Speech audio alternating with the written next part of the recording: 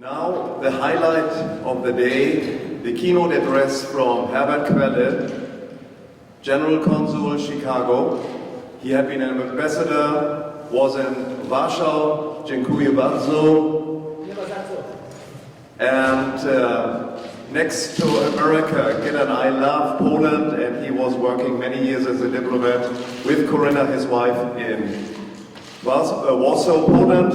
Please welcome Mr. and Mrs. Quelle, Corinna and Herbert Quelle over here with a warm applause.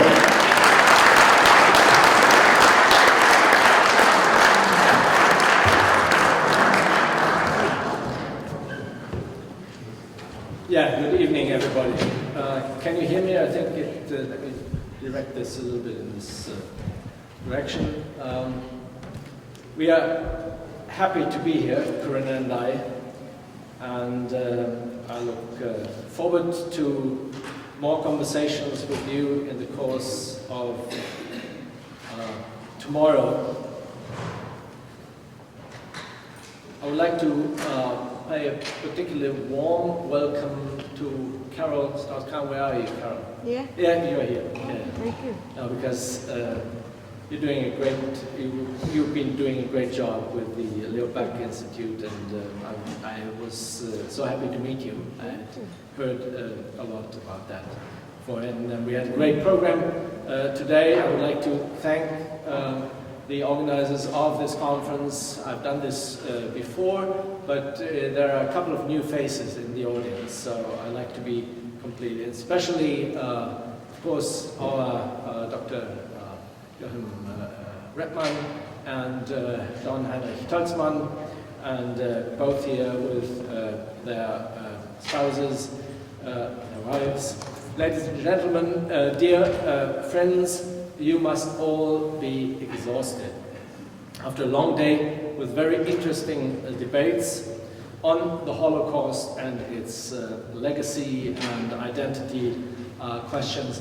I have nevertheless gladly accepted the chairman's challenge to address you on a number of minor issues, including the 500th anniversary of the Reformation, the centenary of the United States in entry into World War I, 70 years of the Marshall Plan, 60 years of the foundation of the European Union, the election cycle in European countries this year, the global refugee crisis, German-American relations after the Washington visit of German Chancellor Angela Merkel on March 10th.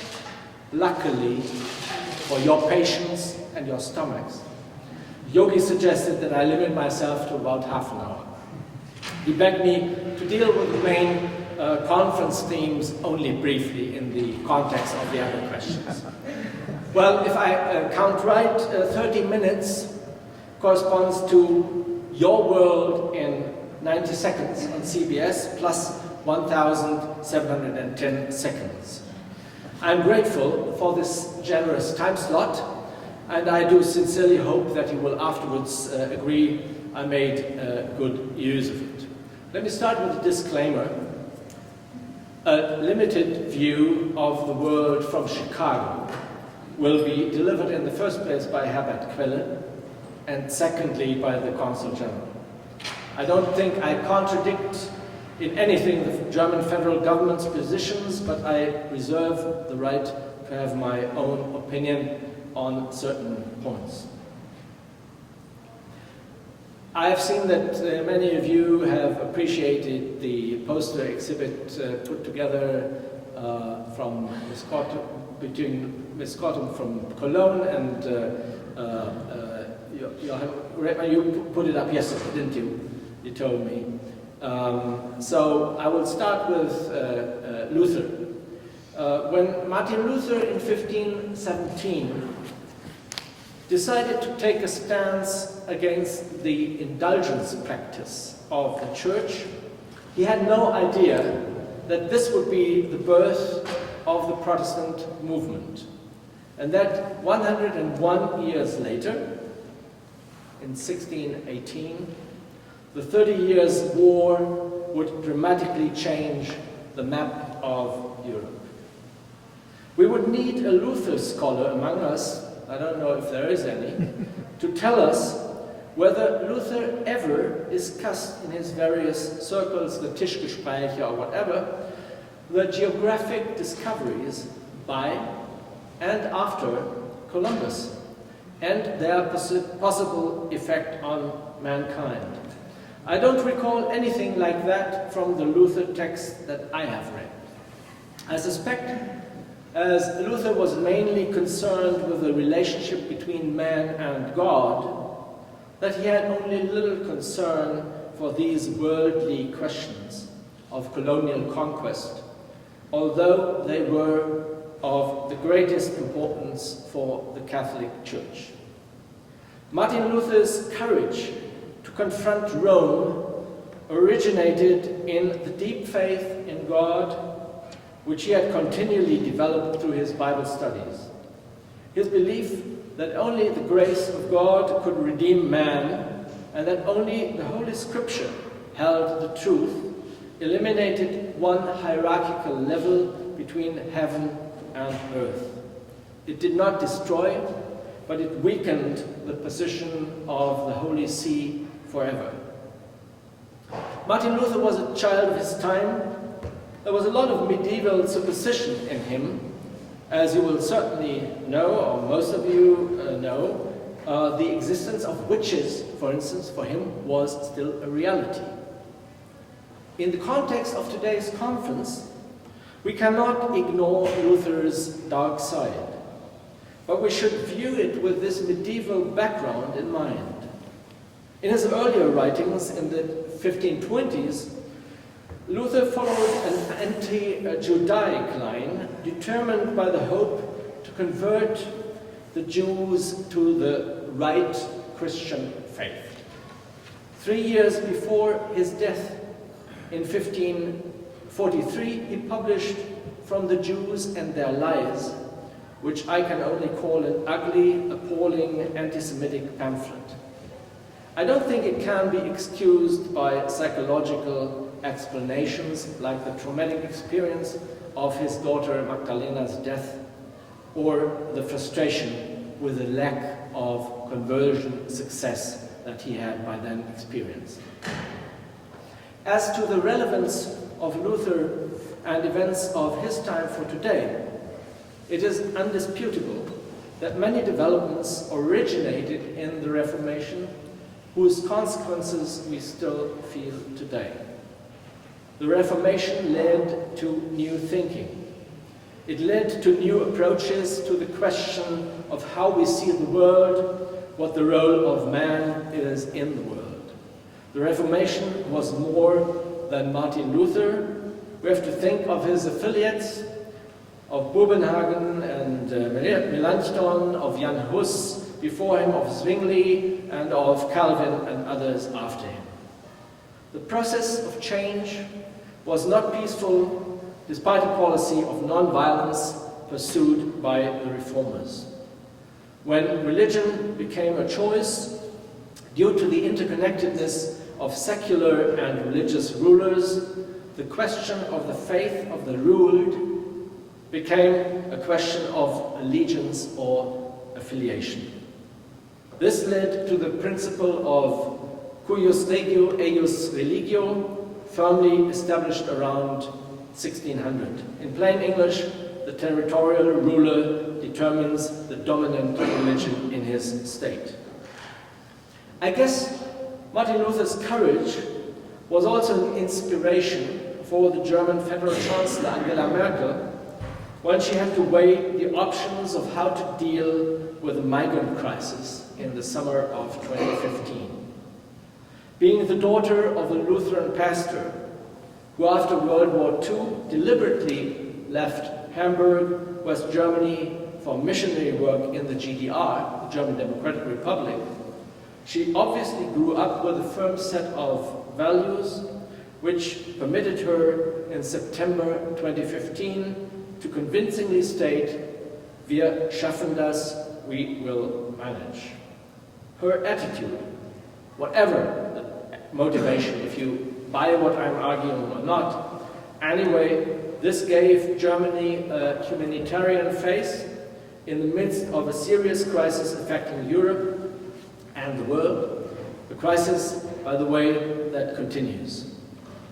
I'm very grateful to have been in Chicago, experiencing the positive image Germany and the respect enjoyed due to this. I told some in the audience that from September 2015 till about the middle of last year or fall last year, I gave about 50 talks at universities around the consular district of my office, Chicago, which covers 13 federal states, which is, by the way, about 7 times the size of Germany and has 70 million people.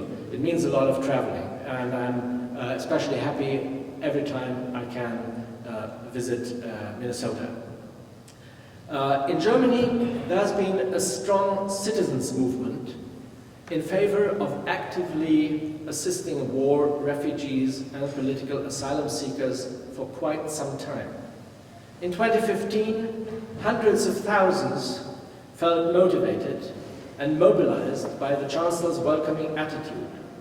Without such a large number of volunteers, the emergency help for 10 to 15,000 Syrian refugees who arrived daily at Munich train station in those months of 2015, this volume could never have been organized without this. It could never have been managed because Red Cross, Caritas, whatever, the Johanniter, whatever organization we had on the ground could not cope with the work for clothing, feeding, and putting a roof over the head of these people who came, putting up tents and makeshift housing in Turner halls and gymnasiums, of course. So this was truly amazing.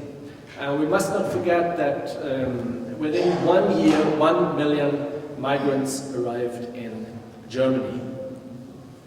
Not everyone, I've spoken to that, not everyone of the people who came in 2015 into last year will eventually be recognized as a war refugee under the Geneva Refugee Convention, or be granted political asylum due to proven persecution on racial, political, religious, or other grounds in his home country. But Germany has so far not closed her borders based on a general fear of terrorism. And I do not foresee this happening despite terrorist acts that occurred on German territory. Political groups or parties demanding this do not only not have a majority, they are even isolated in our political spectrum. Let me illustrate this with a review of domestic developments in Germany since the height of the refugee crisis in late 2015.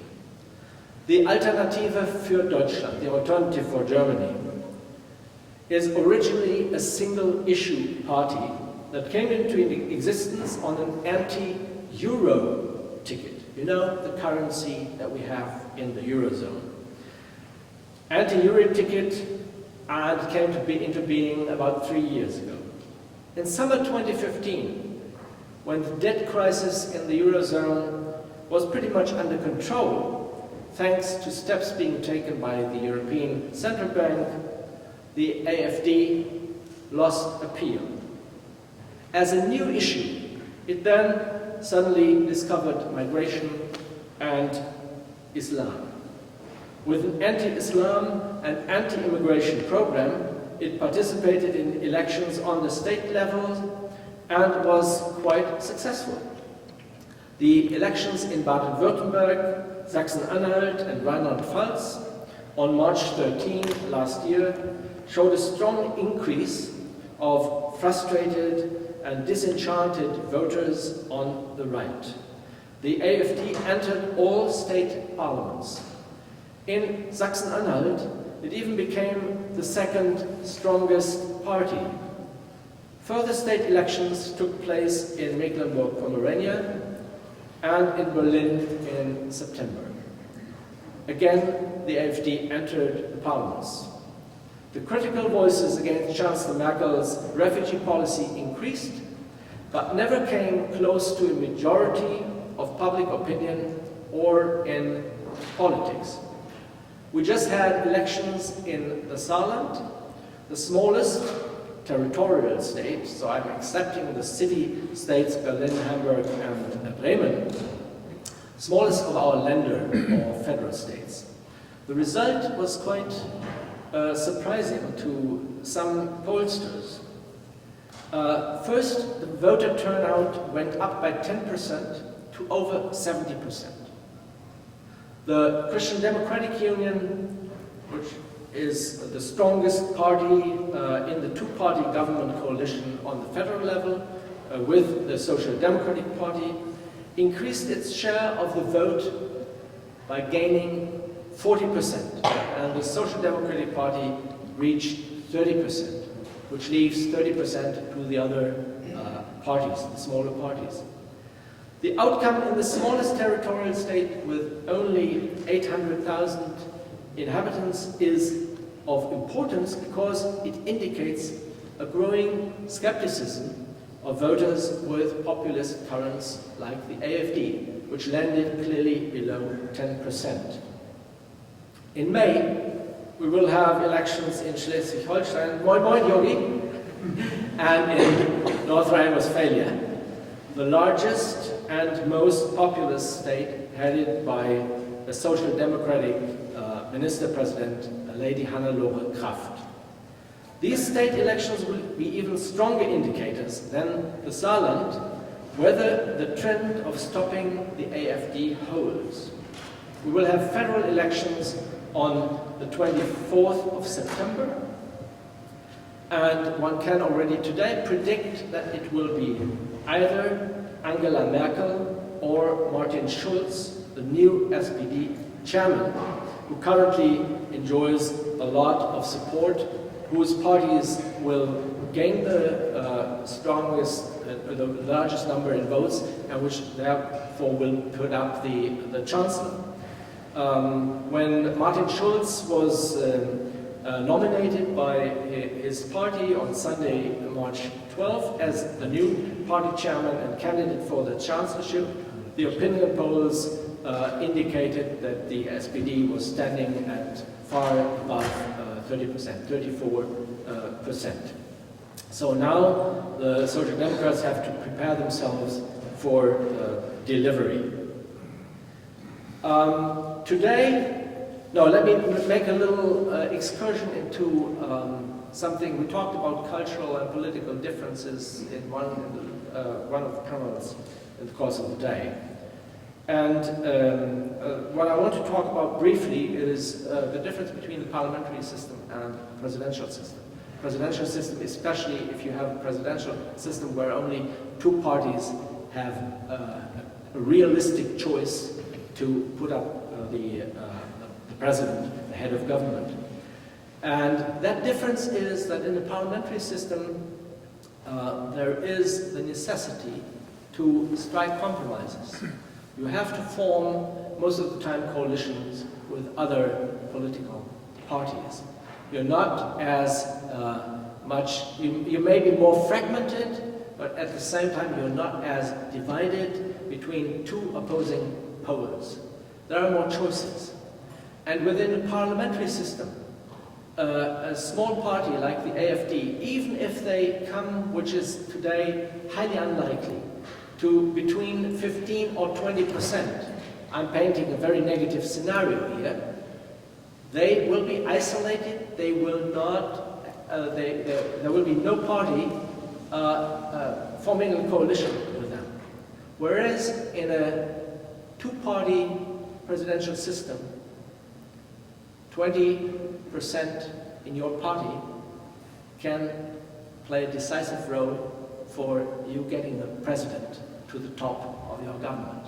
That's a very interesting point. I'm a political scientist by background, so I like to stress that. Today, there is self-criticism of Chancellor Merkel and her government that as early as 2013, one could have strengthened the European southern periphery against immigration. Also, that there should have been more development aid and investment in existing refugee camps in the Middle East already at that time. De facto, we have to admit that we in the north, the European north, left the European south alone. Foremost, it was Italy at the time. Because we said, well, that's a matter of Italy down there. We could have invested much more in a common European border force and in the preventive measures that I just mentioned.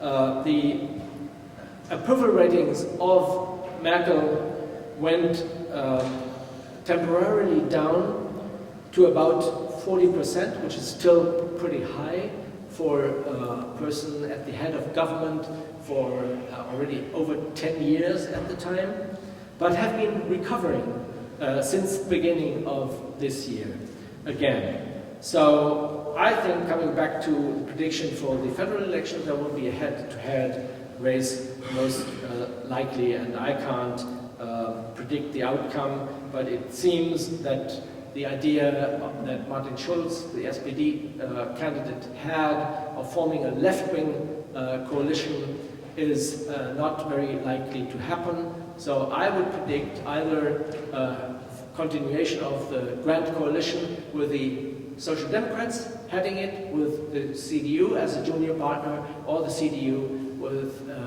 the governing with the SPD as a junior partner in a coalition. We'll see. As I'm only speaking for myself, I can make without, and nobody is waging against me. I can say all these things, you know.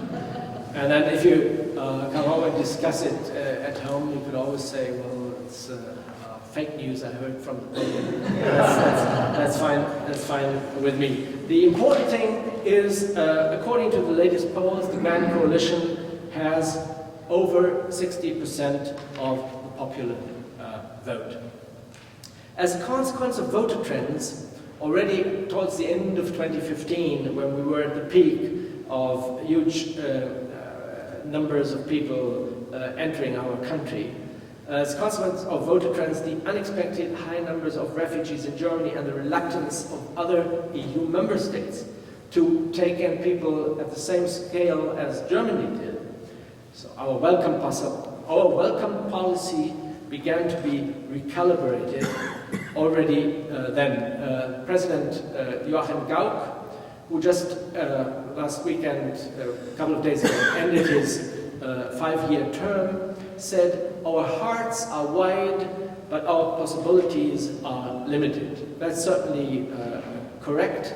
And if you have a high number of refugees who don't come into your country in the American system by vetting them in their countries and then having about a 2-year waiting period before they are even permitted to set foot in this country. But in our case, I mean, they were just there. They showed up. That's the advantage if you live on a continent and have the Atlantic Ocean here and the Pacific Ocean there, and you have had large migration from the south, but of a different composition. So it's as far as migration from the Middle East is concerned, you are in a much more comfortable position. So if you have such high numbers and this situation, as I just described, you have to sort of begin acting like in an emergency where the doctors identify who has the greatest chance of survival, and then they focus on them, and they have to leave the dying people to the priests who are already on the scene of catastrophe. So one of these measures that we took politically was we looked at a number of countries that had a privileged migration status, and there were amendments to our asylum laws since November 2015. So Montenegro, Kosovo, and Albania are now safe countries. That is, that you cannot claim coming from Albania that you have a persecution status per se. You would have to prove your very concrete situation. Before that, you were, just by saying, I'm from Kosovo, you were accepted on the condition. And we tried to add other countries, and there's a broad agreement with the population in Germany that this should apply also to people coming from Algeria, Morocco, and Tunisia. But this was just last week rejected by the majority of the states in our second chamber. So this is still put on the, we are still waiting this to happen. We have to make a second attempt to get there. We are also working on faster procedures. There has been an issue internally for repatriating migrants who have committed crimes. And the incidents in some German cities, beginning with New Year's Eve 2015 and some terrorism attacks last year, have shown that our vigilance has to be further increased and that the attitude of law enforcement authorities needs to be more robust in certain cases. This year, 2017, the German federal government is expecting, again, up to 250,000 refugees. That's why I said the emergency situation is not over. I mean, there are 65 million people being internally displaced or fleeing from conflict zones globally, and about between 10 and 15 million in our immediate vicinity in the Middle East. And then if you look further south to Somalia, Yemen, Sudan, Nigeria, the situation is not getting better there. So the federal budget in Germany contains several billion euros in refugee-related expenses this year, as we're beefing up we're helping the lender in whose authority the schooling lies to pay for additional teachers, law enforcement, and integration measures of all sorts, language training, what have you. So this shows, again, the responsibility that the German government feels to assist in solutions to this global problem. We must admit that the headwind inside Germany was growing for a while. I predict that is dying down. Within Europe, we still face a problem, but now from Washington, the headwind is strong. And we need to find common ground that we are dealing with a global humanitarian tragedy in order to overcome this situation. Europe and their attitude. This leads over, and I promised to where's my British guy over there, to say a few words about what I consider one of the saddest developments, saddest, I underline, in my lifetime. That is the United Kingdom leaving the European Union. Like my government, I respect personally this majority decision of the British people. At the same time, I would like to stress that I believe it is the most foolish thing they could do. They may be eventually more independent from Brussels, but economically it will hurt them badly. Let me illustrate why I come to this conclusion. My first visit to the UK was in 1969, when I visited my aunt who lived in Salisbury. And it was a great visit to a totally different world. The wealth gap between Germany and the UK at the time was tremendous. I think there were some things that were still rationed in the UK. And when my aunt came to visit, it was always, she stayed with family, of course, so she didn't have any hotel expenses. But there were many things that she tried to buy and bring back to the UK that she couldn't get.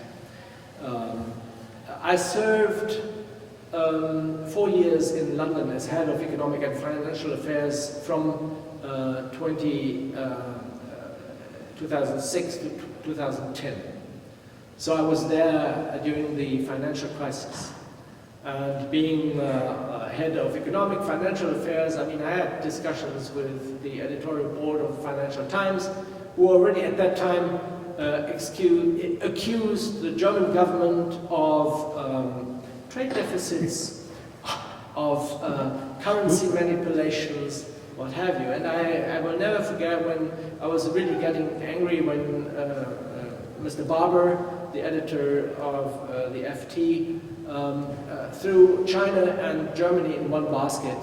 And I had the opportunity to raise a question. I said, could you please tell the audience where you see the possibility that we have as Germany to manipulate our currency the same way that China can manipulate their government? And he didn't have an answer to that. But we've been fighting with that typical Anglo-American, unfortunately, discourse since then. And it comes up now in trade talks and in at the G20 financial ministers meeting and so forth.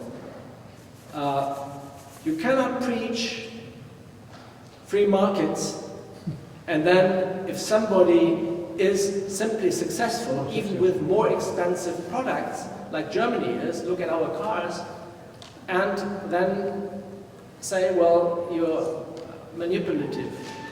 It doesn't work. It doesn't work that way. But we have few voices that are being heard along those lines in the United States, unfortunately. Talking about the UK, I know that they were always with one foot in and with one foot outside of the European Union. They never were, they were a full member on the paper, but mentality-wise, they were not where we continental Europeans were or are. So, expecting that Brexit is a precursor to an unraveling of the European Union is a wrong expectation. It will not happen because the determination, the will to build something within the Union is much stronger in the existing member states, even the newer member states of the European Union, than this will ever was in the United Kingdom. So I would love to see that maybe there's a way out of this dilemma, and that the United Kingdom remains a great partner that she has always been for the continent in the strategic questions and so forth. So last weekend the European Union celebrated 60 years of the founding treaties signed in Rome. It was difficult to come to a conclusion for the joint declaration, but eventually even the Polish government signed it. And I just noticed that I'm getting a little long. I don't want to keep you too much. I will abbreviate. I think it was a positive sign. We have no firm plan for the future. There are 5 options on the table where the European Union might go, and that's most likely the scenario 3 that the European Commission presented, which means those who want more do more. So that what is actually now in place already, that those who want to abolish their borders, the Schengen, place where United Kingdom never participated, can do that. Those who want it can establish a defense union beyond what is already existent as forms of cooperation. So let me conclude with a few remarks on the centenary of World War I and the entry of the United States into that. I will be in Kansas City next week, where national celebrations, or rather commemoration, will be held with some participants. There will be actually delegations at ministerial level from France and from the United Kingdom. It wasn't clear until yesterday who would come from Washington. The President has been invited, the Vice President has been invited. So far, none of them have confirmed. We hope that somebody from the US administration will come. But what is it about? It is the day that the United States entered into World War I as a consequence of the German submarine war, which was, in the eyes of the German government at the time, legitimate defense against the blockade, the sea blockade of the United Kingdom.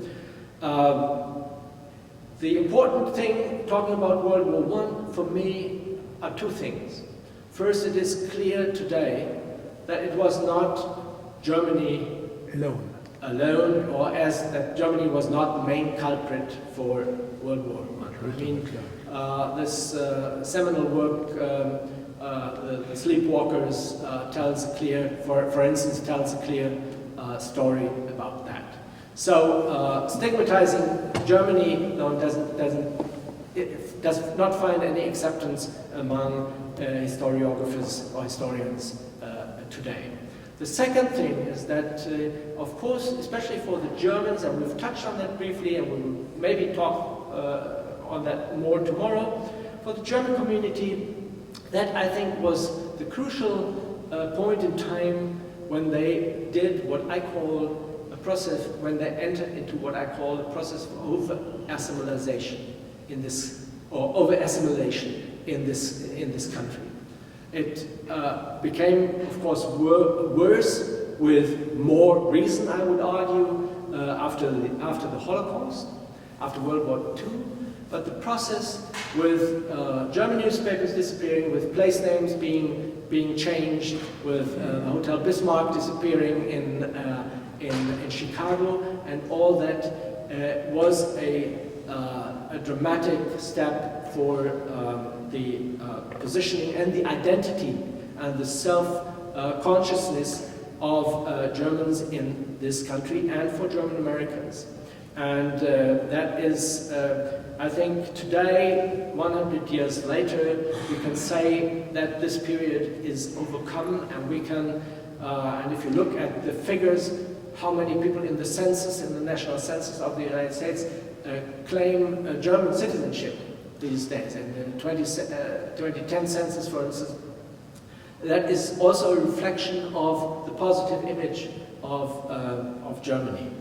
The last point I wanted to make about German-United States relations, I mentioned already the visit of Angela Merkel. We should not focus on the handshake. Yeah. You can explain that, and that is our German position as a simple misunderstanding. We should not interpret too much into that. What is far more serious is the clear difference that we have politically on crucial issues, beginning with protectionism, the trend that the US administration has is in diametrical opposition to what we stand for as Germany, with an interest in free global trade. There's also, as far as NATO defense contributions are concerned, the opinion that you should not only factor in hard power but also soft power, and so cut in development aid spending in the State Department will reflect on the capacity of projecting soft power of the United States, obviously, and for Germany, just being pushed in a position where you have to raise your